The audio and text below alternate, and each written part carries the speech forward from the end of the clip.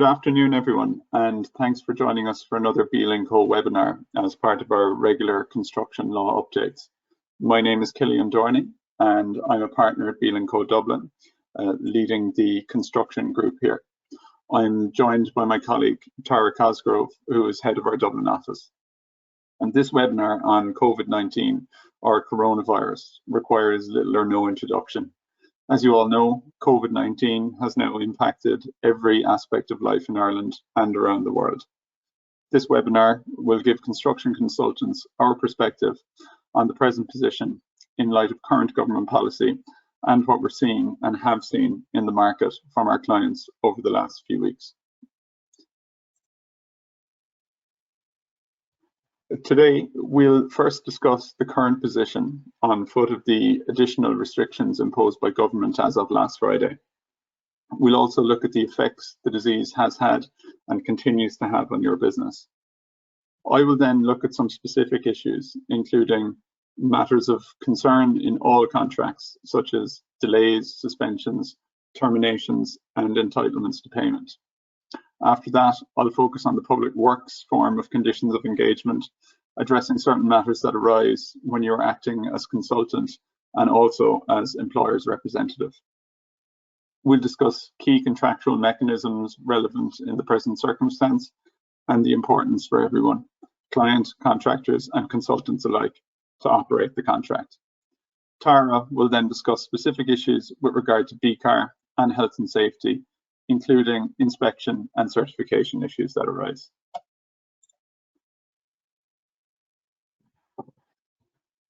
COVID-19 has by now had a fundamental impact on every business in the country. Current government advice is that until 12th of April, everyone is urged to stay at home wherever possible, as staying at home is the best way to minimise the risk of COVID-19 to your friends, families, and communities. You are permitted to buy food and attend medical appointments and even get out for exercise, but you are being asked to do as little as you possibly can. There are exceptions for some workers in key businesses, but for the majority of people, the rule is simple: to stay at home. And we'll address those exceptions for key businesses in the context of construction later.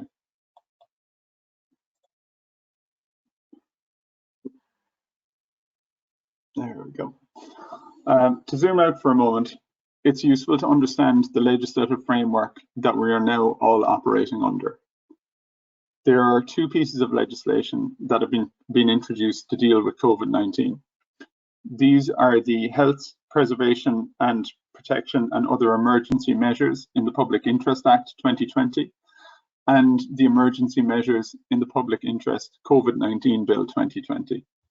The first piece of legislation provides the government with powers to make regulations with regard to movement that we are all subject to now.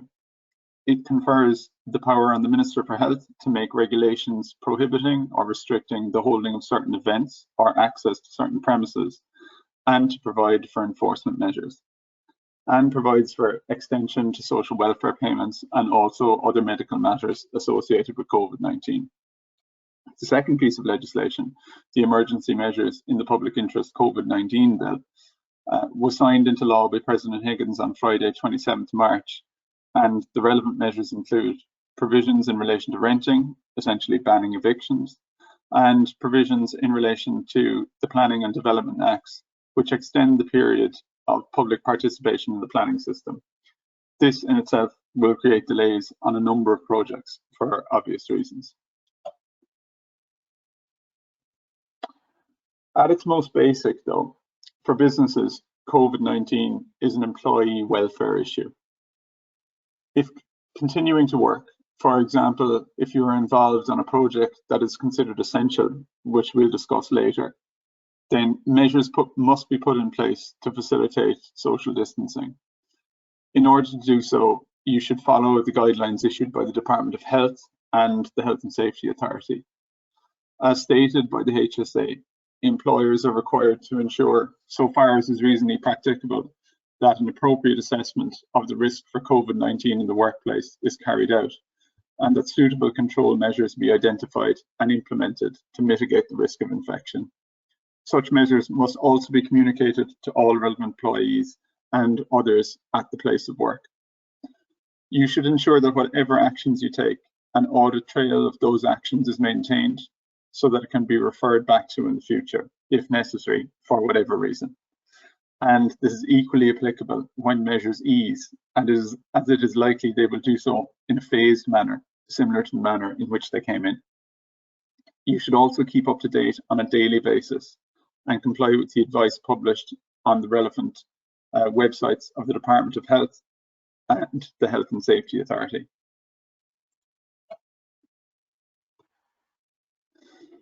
Overall, in these unprecedented times, which is a phrase that is fast becoming overused, what is most important is that you keep up communication with your clients and familiarize yourself with your contract. Good communication, coupled with being familiar with your rights and obligations and the obligations of your client under your contract, will allow discussions to be most effective and allow you and your businesses to navigate through the issues brought by COVID-19 best. So with that in mind, the first thing to do is to read your contract. This will guide your actions as it will set out what is permitted, what is not, and what the consequences of particular occurrences are. Too often, the contract is left in the bottom drawer and parties carry on as best they can. This is not a time to do that. You should review all of your contracts on live projects now in order to assess your exposure and what you need to do to minimize it. There are certain issues that will arise on all of your projects, regardless of form. These are delays, suspension, potential termination, force majeure, and claims. I'll discuss each of these in detail now. Delay, firstly. In your contract, there will likely be provisions in relation to the programme of works and the services you're required to provide in line with that programme. In particular, there may be provisions in relation to notifying the client if performance of your services will or is likely to be delayed. You may, for example, be required to notify the cause of delay and its likely duration. There may also be provisions in relation to the impact of such delay on your fee.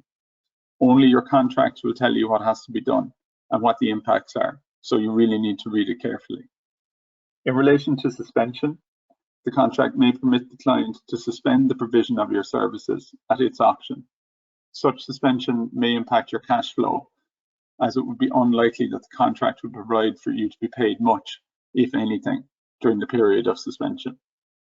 With respect to termination, many professional appointments provide the ability for the client to terminate the appointment at will. It is important to know which of your contracts contain these provisions so that your risk in this regard can be identified. The other important matter is what the consequences of termination are. The most likely scenario is that you will be entitled to the portion of the fee commensurate with the services that you've actually provided. Next, force majeure. You'll have heard a lot about force majeure clauses since the onset of this crisis. Essentially, force majeure clauses excuse the parties for carrying out their obligations under a contract on the happening of certain events. Force majeure clauses come in different forms with different events constituting an event of force majeure. If there is a force majeure clause or a quasi-type force majeure clause contained in your contract, you should review it, as COVID-19 may fall under the definition of a relevant event, and so you may be excused from carrying out your obligations under the contract. Again, it comes down to what the individual contract says. With regard to claims, if you have a valid claim as a result of the occurrence of COVID-19, there may be requirements, including conditions precedent, that must be fulfilled such that you obtain or maintain your entitlement to claim. Such requirements can require that notices need to be provided within a certain period that set out the nature of the claim and the likely time and cost impacts. The notices may then also need to be updated on an ongoing basis. Again, you should read your contract to identify what it says in this regard, particularly bespoke private appointments, where we've seen these types of provisions being introduced, especially in the last couple of years. Now, onto public works contracts as an example, and firstly, acting as a consultant under a public works contract. First off, the current advice from government is that with regard to the active continuation of projects, that all contractors contracted by government departments or public bodies will be advised as to whether a project is deemed essential or not. You should therefore, in the first instance, if you have not already heard, query with your client as to whether or not your project is essential. If a project is deemed essential, that means that all parties involved in the completion of the project are an essential service. This includes consultants, subcontractors, and so on, who are essential to the provision of the services for that project. That means that you may still be required to attend site or attend your or others' offices in order to carry out the work for that project. If you need to do this, you should comply with the Department of Health guidelines on social distancing and hand washing, etc. The Office of Construction Procurement Reform, who operate under the remit of the Department of Public Expenditure and Reform, issued guidance as of 19th March with regard to how consultants and clients should deal with the COVID-19 crisis under the standard conditions of engagement. This will be relevant where providing services on essential projects. The guidance states, the COVID-19 response measures are likely to have an immediate impact on the resources available to consultants. Where the consultant's capacity has been impacted as a result of the measures, it should raise these matters with the client. Both parties shall establish the best approach to ensuring the service can be continued, if necessary, within redefined delivery parameters. The guidance also states, oversight of the works from a health and safety, quality and building regulations compliance is critical, and it's imperative these roles be resourced adequately. The employer should call meetings under subclause 4.1, which is under the main contract, with the employer's representative and the contractor to discuss current operational matters relating to site activities. And the key operational matters to be discussed at such a meeting should include worker attendance, health and safety matters, such as social distancing, proper welfare facilities, and whether these can be provided and met, whether the employer's representative can maintain proper oversight and or supervise the works, and also supply chain issues. And once an assessment of those risks has been carried out and the relevant mitigation measures identified, any adjustments necessary to the programme and the implications of these should then be taken on board by the contractor.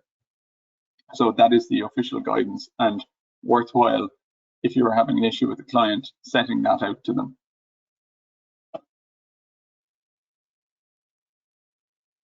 In respect of public contracts that are not deemed essential, I'll now run through the various items that you need to be aware of where work on a project has stopped. And I'll do so from the perspective of the Standard Conditions of Engagement document, COE1. We will firstly address delay. Clause 4 sets out the obligation with regard to providing the services in line with the programme. It states that the consultant shall start its services for a stage when the client gives permission, perform them regularly, meet each milestone within the stage, and complete the services for the stage within the performance period scheduled for it. Clause 5 then deals with relief for prolongation, or the costs you incur as a result of delay. It notes that the consultant is entitled to compensation unless the delay to the completion of a stage is due to the consultant's breach or a special circumstance. The phrase special circumstance is important, and it is a quasi-force majeure clause.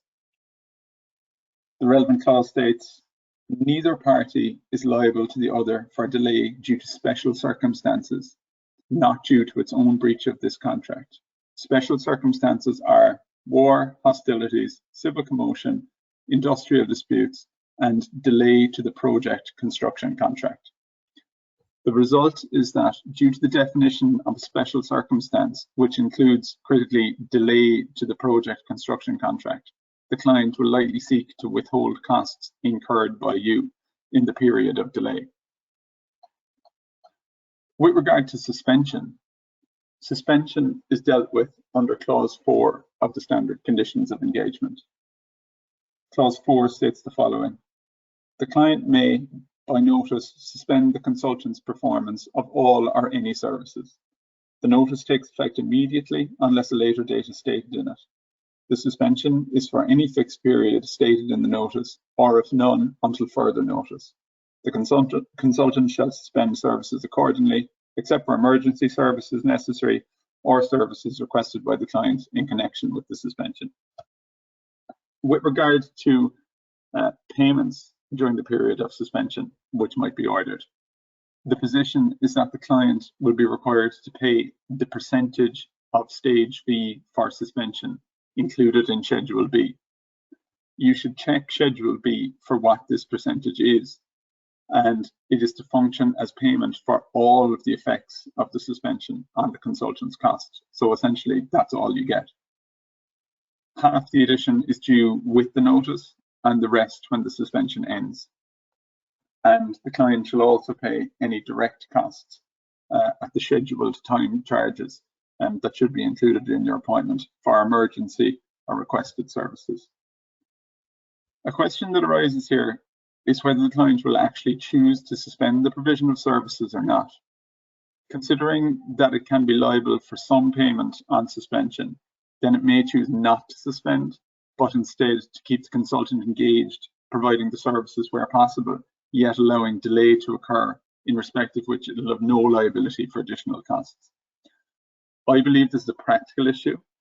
It may be the case that the consultant can continue to provide some services for a limited period, but if all work on site has stopped and remains stopped for a considerable period, then eventually suspension will be the only realistic option. Next then, client changes, and this is another clause to consider in the Standard Conditions of Engagement, which is Clause 11. The clause, I think, could function as an avenue to recover some of your costs incurred as a result of the impacts of COVID-19. An immediate question that arises is whether whatever the client requests of you as a result of COVID-19 may be properly classified as a client change. The crux of the issue is whether you've been required to provide increased or additional services.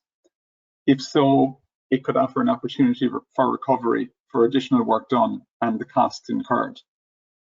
Clause 11, titled Client Changes, states as follows: the client may instruct a change to the services for any reason, and the consultant shall comply with the instruction. The clause then deals with lump sum and percentage fee separately. In relation to lump sum fee, it deals with it as follows: where a change increases the services for a stage with a lump sum fee, the fee is increased at the client's choice, either in proportion to the increase in those services or by the scheduled time charges for changes. In relation to percentage fee then, it states a percentage total fee, and consequently each percentage stage fee is adjusted for any increase in the estimated project costs by a change instructed after the estimate has been applied. So these clauses provide an opportunity to at least recover some cost on the basis that increased or additional services have been provided. Therefore, you should ask yourself, as a result of COVID-19, whether any of the services that you are now providing could constitute additional or increased services. Lastly then, what if the client decides to terminate the contract? And termination is dealt with under Clause 14. And the conditions of engagement provide the client with the ability to terminate the contract at will, should it wish to do so. The contract states, the client may terminate the contract at any time, during any stage, or between stages, even if the project is continuing, if it chooses. What's important here, and not just for the public works conditions of engagement, but for every contract, are the consequences or effects of termination, and any compensation payable on termination. For example, with regard to compensation on termination under this form of contract, the consultant is only entitled to fees and expenses for services provided prior to the termination, nothing more.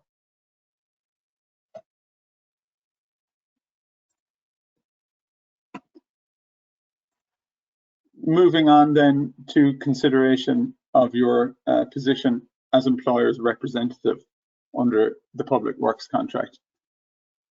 Some interesting issues arise under the main public works contract with regard to the manner in which clients will seek to deal with the issues arising from COVID-19. And again, it depends on whether or not the contract that you are working on is deemed essential. If it is, then works will undoubtedly be delayed, but sites will remain active and the parties will need to cooperate in a manner that facilitates the continuation of the works while still giving effect to the health and safety guidelines issued by the Department of Health and the Health and Safety Authority. In this situation, what's been recommended by the Office of Construction Procurement Reform is that the ER make use of the clause 10.4 proposed instruction mechanism by requesting the contractor for a proposal to address the particular issues as they are identified under subclause 9.3, which is the delay and extension of time clause. It's likely that much of the delay caused to projects could be dealt with by Event 15 in the form of tender and schedule Part 1K. And Event 15 is delay to the works caused by the order or other act of a court or other public authority exercising authority under law that did not arise as a result of or in connection with an act, omission or breach of legal requirements of the contractor or the contractor's personnel, or a breach of the contract by the contractor. So essentially saying that the measures brought in by the government last Friday are an order by a public authority exercising authority under law, such that this event kicks in. However, this is a delay event only and not a compensation event, so it doesn't give the contractor any money, albeit it does give it time. Consequently, contractors will probably be likely to bring claims pursuant to clause 10.4 for additional costs and extensions of time by way of proposing a change order on the basis that additional constraints have been imposed on completing the works, causing delay and cost impacts. Those constraints being obviously the recommendations of the Department of Health with regard to social distancing, etc. This change order would then result both in an extension of time and an adjustment to the contract sum pursuant to Event 1 in the tender and schedule. There's plenty of fertile ground for claims-orientated contractors and difficult employers to wage a war in relation to entitlements to time and money, and we will be hopeful that sense would win out and both parties would seek to cooperate to ensure least disruption to projects possible. Oh, I'm sorry, I think I skipped a slide there, guys. Just we're on this one. Yes, if your project is deemed essential then and is carrying on, what about the position as employer's representative if the client has told you to issue a notice to a contractor with regard to the stoppage of works? This matter raises two issues: what you should ask of your client before issuing the notice to the contractor, and what the notice should include, i.e. what section of the contract should the notice be served under, and what will be the impact of this on the contractor's entitlements. This will, of course, then have an impact on the manner in which the contractor might proceed under the contract. Our advice with regard to communications with your client is that, if possible, you obtain a clear instruction in writing from your client identifying the notice that you're to serve under the contract and the section of the contract that this should be served pursuant to. This will at least provide some protection should the service of the notice give rise to the notification of claims from the contractor. With regard to the options for the notice and what it should include, as the works are being suspended, you may issue a notice to suspend the works pursuant to clause 9.2. This would seem to us to be the most straightforward approach and the one that probably reflects the current position with regard to the restrictions that the government's put in place. Issuing a notice of this nature is an Event 3 in the tender and schedule and is both a delay and compensation event, thereby giving the contractor both time and money. That being so, it's possible that the client might look for you to issue a notice which seeks to notify a delay to the works on foot of the government order exercising its authority under law. This would result in the delay constituting, as I said previously, an event 15 under the tendering schedule, which is the delay event only and not a compensation event. So it would provide the contractor with time and no money. If the client took the latter approach, it would surely result in a claim from the contractor pursuant to clause 10.3. Our advice is to discuss the options and likely outcomes with the client and the contractor where appropriate. You could also recommend that subclause 4.1 of the contract, cooperation measures, be used as a vehicle to assess the likely impact of the COVID-19 response measures on the progress of the works, the issues currently arising, and any potential mitigating measures that can be taken, including minimising effects of suspension. In the round, it seems to us that where your particular project is not deemed essential, it would be difficult to justify anything other than issuing a suspension notice under clause 9.2. But the cooperation measures in clause 4.1 should be invoked at the same time to enter into a dialogue with the contractor in order to minimise the effects of any suspension. Again, it's about good communication with all parties while operating in a manner that is consistent with the contract. For the consultant, the best way to protect your position is to obtain clear directions from your client and have an audit trail of these to refer to later, should that be necessary. I'll now hand you over to my colleague, Tara, to discuss some of the health and safety and BeCAR matters that arise and will continue to arise as a result of the COVID-19 crisis. Thank you, Cillian. As you can see from my first slide, I am of the view that COVID-19 is not only a human tragedy, a worldwide pandemic, but it's also a black swan event. And a black swan event is an event that none of us could ever have imagined. In my view, this week is probably the eye of the storm in terms of you all making accommodation, in terms of how you are dealing with matters on site. From Friday last, most sites are probably closed, and this is the new reality, probably for a few weeks at least. But the health and safety risks are with us now for months and probably years. Hopefully never again will we see such a focus on infectious diseases on all sites, but they are a reality. Then just looking briefly at essential workers, as Cillian has already mentioned, the government has identified certain groups of workers who may be deemed to be essential workers.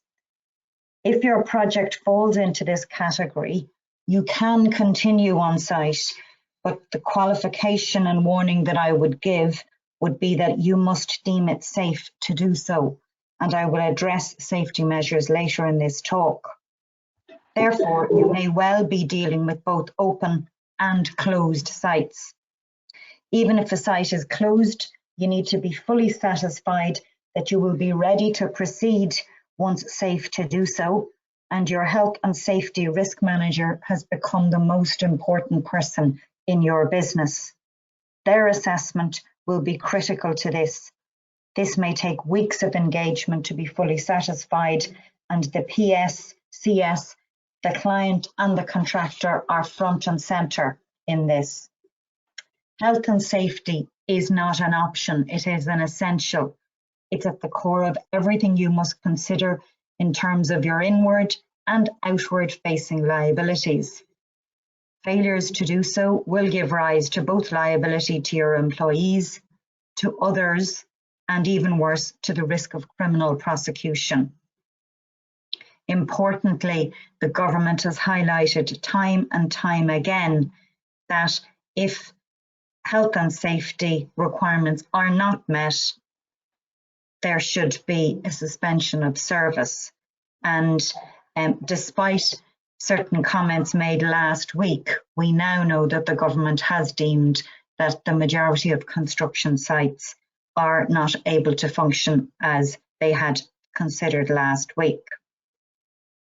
The key elements of your post-COVID-19 era health and safety risk management system will need to involve senior management, but all of your staff from top to bottom. It is the collective here that will guide you through this crisis, and it will require immense effort. It will require a clear policy and commitment, detailed planning, implementation and operation, measuring performance, and auditing and reviewing your performance. To do this, there are certain things that you must do. You must identify the hazards. I think we're all experts, unfortunately, on COVID-19, but what we're not actually experts on is how our staff and others on site may be affected and how they may be harmed. We need to evaluate the risks and take precautions. There are no measures that should be considered too large to be potential to mitigate the risks. You need to document and implement your findings, and you need to update and review all risk management strategies. It will be extremely important to keep this under constant review. If you don't have in-house skills to assess this, you may need external advice from a health and safety professional. Looking then a little bit on BeCAR, certainly it's a regime you will all be very familiar with, and of critical importance in understanding the obligations on design consultants and all parties in relation to BeCAR are both the 2014 regulations and the September 2016 Code of Practice. That Code of Practice, I always say, is the Bible. You should return to this now to refresh yourselves on the obligations of all parties under the statutory and regulatory regime. It is clear that under the code, the standard for designers and builders and certifiers is reasonable skill, care and diligence. And certainly your representative bodies fought hard to have this included. It is against that and also against your statutory and absolute health and safety obligations that you're going to be judged against any BeCAR obligations. Certainly on any site at any time, cooperation is key, but this has never been more important, and this has to be the vehicle to assess the likely impact of the COVID response measures on the progress of the works, the issues you are all currently facing, and any potential mitigating measures that can be taken. For all phases, communication and stakeholder engagement is critical. Hopefully, the planning, commencement and design phases of projects will be able to continue. This may well be the lifeblood of your resource allocation and cash flow in the coming weeks. And hopefully you all have some opportunities to work on those aspects of projects. However, undoubtedly, there will be projects which are in active works and construction phase. And if for any reason the works cannot be executed in compliance with health and safety regulations, really continuing with the works is not possible. Because the oversight and inspection roles are undertaken by consultants, whereas supervision is the responsibility of the contractor in the first instance, and consultants engaged, for example, as pscs, it is important that the employer, the client, the contractor, and the pscs remain central in the process. Just to look a little bit at the inspection plan, for example, the inspection regime you will all be very familiar with, and there has in the past been a huge amount of focus and fairly contentious debate sometimes on the certificates. However, health and safety is also still at the core of the inspection plan. To quote 7.1 of the code, the test of the inspection plan will be its success in delivering reasonable standards of health and safety in or about the buildings and of energy, conservation, accessibility and sustainability for building users. Just to look a little bit also at the BeCAR task list, the building owner has to ensure that there are adequate resources and competent persons made available to design, construct, inspect and certify the building works. Competence and essential critical adherence to health and safety principles go hand in hand. The contractor is clearly central and is the supervising party and is also in control of the works on the site. And then the person who's probably going to be most in the hot seat at the moment is the pscs for matters on site. The pscs on site will never have been more important, and indeed more under pressure.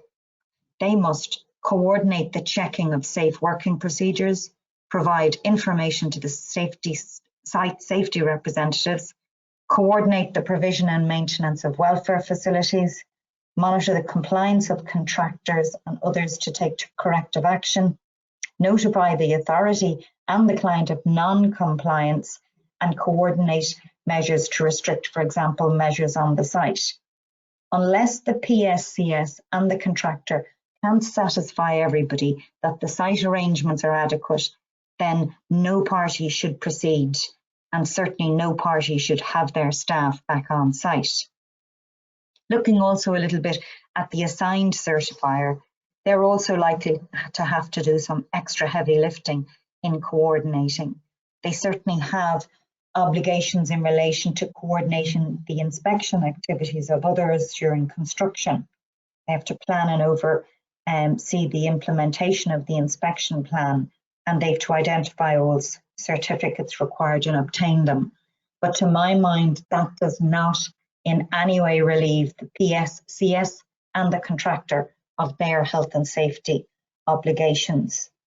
Interestingly, the Building Control Authority may well become a feature, because an important tool is to consider that if a dispute arises, that the assigned certifier can seek advice from the Building Control Authority in respect of compliance matters in relation to the building or works where disputes or differences of opinion arise between the parties to the project. In times like this, the assigned certifier may well decide to use this. The most important thing is that also critically at this time, all certifiers should not certify unless they have their usual back-to-back certificates and unless they are happy that they've been able to properly inspect. If you can't inspect, you may not be able to certify. Doubtless you will come under a lot of pressure to do so as cash flow dries up. But I repeat my advice that certainly if you can't inspect, you can't certify unless you are satisfied.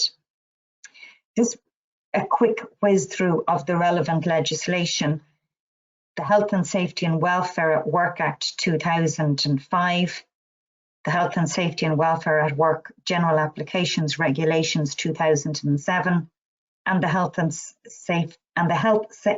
Safety, Health and Welfare at Work Construction Regulations 2013 will all be very familiar to you. But I would actually ask you to consider also the Health and Safety and Welfare at Work Biological Agents Regulations 2013 and the relevant Health and Safety Code of Practice. That actually is now becoming very relevant to my mind. I think you need to consider that every site now is an infection zone or everywhere where you have people gathered together. Certainly, I believe that COVID-19 should be considered under these regulations. So looking then at evaluation of site-specific risks, unquestionably, you've now got a new dimension to the normal safety requirements for site. And I think, as I said, you need to proceed on the basis that every site or workplace is an infection potential site. You must ensure that you implement all of the latest recommendations from the HSE and where appropriate the HSA, as Cillian has already mentioned. Dedicate someone in your office to printing and scanning in hard copy, everyday relevant, any new guidance. Don't just keep the links, because as we all know, these links have changed and have been updated on a daily basis. Record them by printing them down every day and saving them to each project. Last week, for example, the government were actively encouraging sites to stay open. People have very short memories and can be loose with dates 2, 3, 4 years later where there's a dispute. Looking then a little bit at risk reviews. For on-site in your own offices and also for off-site, this has to include really important things now. such as meetings held in a different way by video conferencing, conference calls. We've all now become a lot more familiar with Zoom and Microsoft Teams over the last few weeks. If you are on site, you should consider, do you only have certain teams within the site? Consider things like staggering work programs. You must be satisfied that arrangements are in place for good hand washing, soap, tissues, sanitizers, all the stuff that we're absolute experts on these days. You need to be satisfied as to what extent sites are being cleaned. You need to monitor all of this on all occasions, and this is more than critical of the PSCS. You need to be able to create an audit trail. There must be training for everyone on site in relation to hygiene and self-isolation. All of your staff will be highly likely to speak good English, but for example, is that the case of everybody on site? Just considering some things that may not have occurred previously.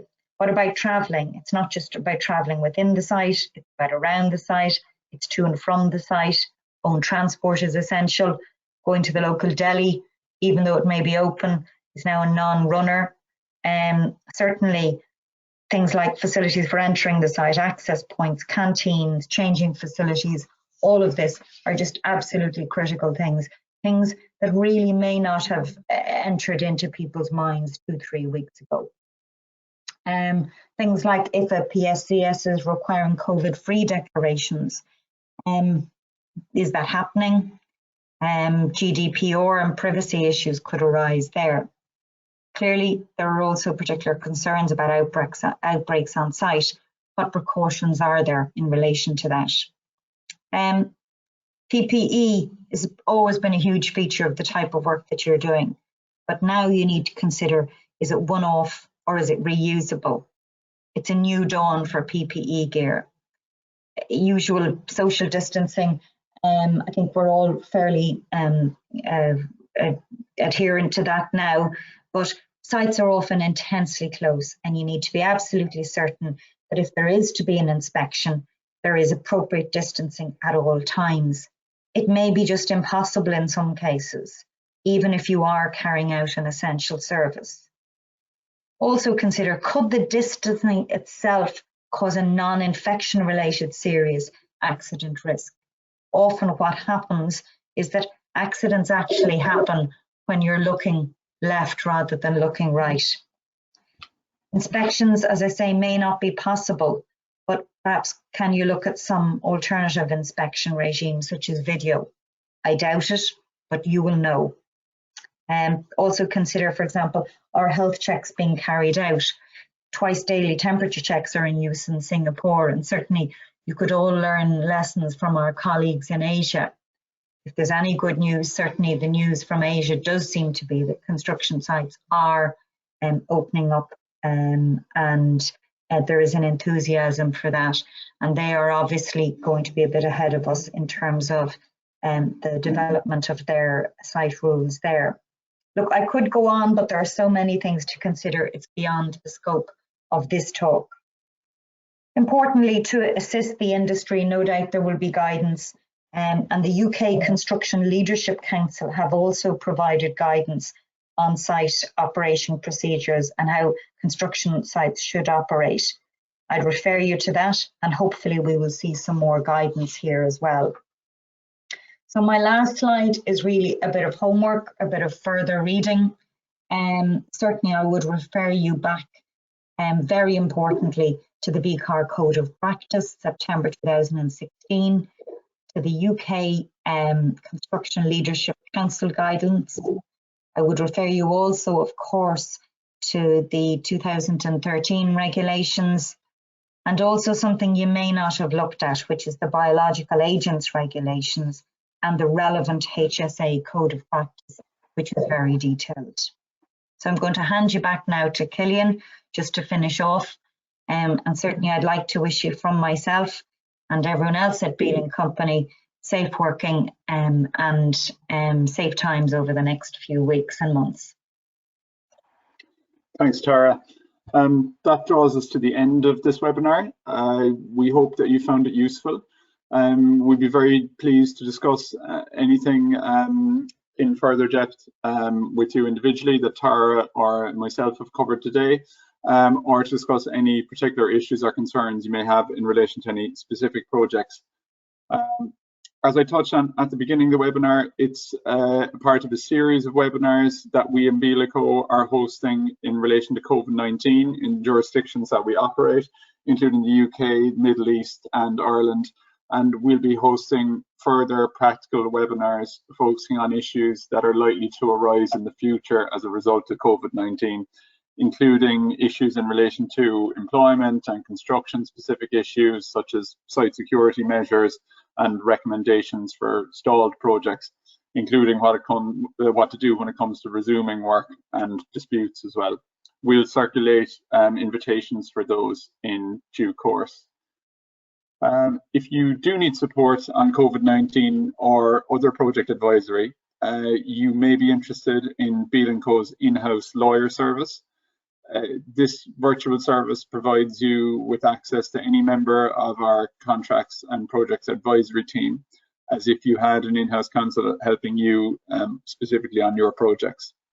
The advice is commercial and rapid, and the rate card involves a significantly discounted hourly rate compared to our standard hourly rates, with much flexibility over the period of a retainer. So the details are on the slide. Please contact us if this is something that might be of interest to you. It remains for me to say only thank you for joining me and Tara this afternoon.